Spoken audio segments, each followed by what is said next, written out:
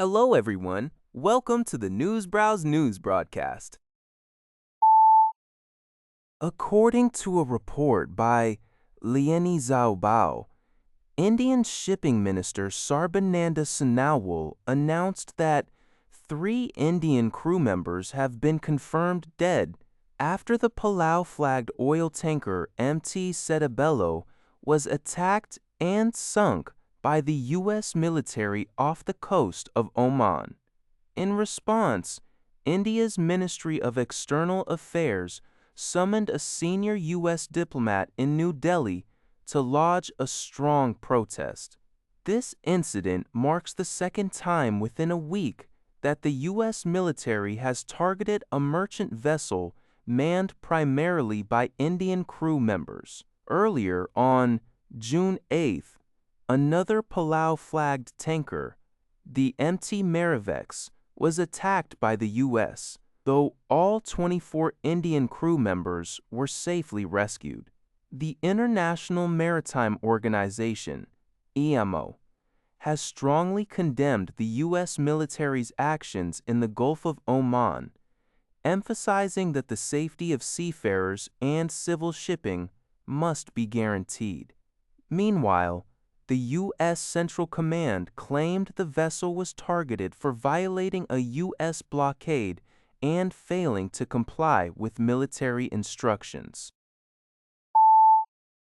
According to CBS News, the largest ever FIFA Men's World Cup has kicked off in North America, hosted jointly by the United States, Mexico, and Canada. For the first time, the tournament features an expanded 48-team field, reflecting the multi-nation hosting format. Fans are treated to 3 separate opening ceremonies in Mexico City, Toronto, and Los Angeles. The first ceremony at the Estadio Azteca in Mexico City was headlined by Shakira and Burna Boy, who performed the official song, Die Die, followed by the opening Group A match between Mexico and South Africa. Toronto's ceremony featured Alanis Morissette and Michael Bublé, while Katy Perry and Lisa are set to headline in Los Angeles. Aside from the celebrations, CBS News reports that the U.S. has significantly increased security, with the FBI deploying tactical teams to host cities. There have also been issues regarding high ticket prices and border control concerns, such as a Somali referee being denied entry. German economist Joachim Clement has predicted the Netherlands as the unlikely tournament champion, while sports betting in the U.S. is expected to reach record-breaking levels during the 39-day tournament. According to Asahi Shimbun, Taiwan's Coast Guard Administration announced on June 11th that 2 Chinese official vessels entered the prohibited waters around Taiwan-Controlled Taiping Island in the South China Sea. This marks the first time Chinese official vessels have breached the restricted zone around the island, prompting Taiwan's Coast Guard to express its strongest condemnation of the action. The incident occurred around 8:30 a.m. local time on June 11th, with the Chinese ships remaining in the restricted area for approximately 15 minutes.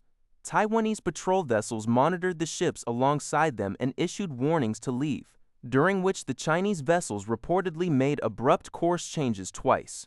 Taiping Island, located in the Spratly Islands about 1,600 kilometers southwest of Taiwan's main island, is effectively administered by Taiwan, while Beijing claims sovereignty over almost the entire South China Sea. This incursion follows another recent maritime dispute, where China carried out patrols in the waters east of Taiwan earlier in June after Japan and the Philippines agreed to negotiate maritime boundaries. Observers note that Beijing is increasingly asserting its maritime jurisdiction in the region. According to a report by NPR, Elon Musk's rocket company, SpaceX, is preparing for an initial public offering, IPO, that is poised to break global records. In a Securities and Exchange Commission filing, the company revealed plans to raise $75 billion by offering over 555 million shares at an expected price of $135 each. If successful, the listing could eclipse the current record holder, Saudi Aramco, which raised $29.4 billion in 2019. Following its acquisition of Musk's AI company, XAI, SpaceX's IPO is the first of three highly anticipated artificial intelligence-related listings expected this year, alongside OpenAI and Anthropic. While the flotation could value SpaceX at approximately $3.200, analysts caution that the transition to a public company will bring unprecedented scrutiny. Investors will finally get a clear look at the company's financial health and profitability. Some market experts warn of potential volatility, especially given Musk's near-total voting control and his divided attention across multiple ventures. Nonetheless, passive index funds may soon be required to fast-track the acquisition of the shares, potentially shifting large sums of capital across the market. Ukrainian President Volodymyr Zelenskyy has shared video footage on social media documenting successful long-range strikes against targets deep within Russian territory. According to NHK, the attacks involved Ukrainian-made FP-5 Flamingo cruise missiles, which reportedly struck a military plant in the Chuvash Republic and an oil refinery in the Samara region, both located over 900 kilometers from the front line. Additionally, Ukrainian strikes targeted oil infrastructure in the Vladimir region near Moscow, with local authorities confirming that the drone attacks resulted in fires, though no injuries were reported. Analysts suggest these operations are part of a strategic effort by Kyiv to weaken Russia's logistical and operational capacity to continue its invasion. In response to the growing importance of aerial technology, President Zelenskyy announced during a video address that he has signed a decree establishing June 11th as the Day of the Unmanned Systems Forces.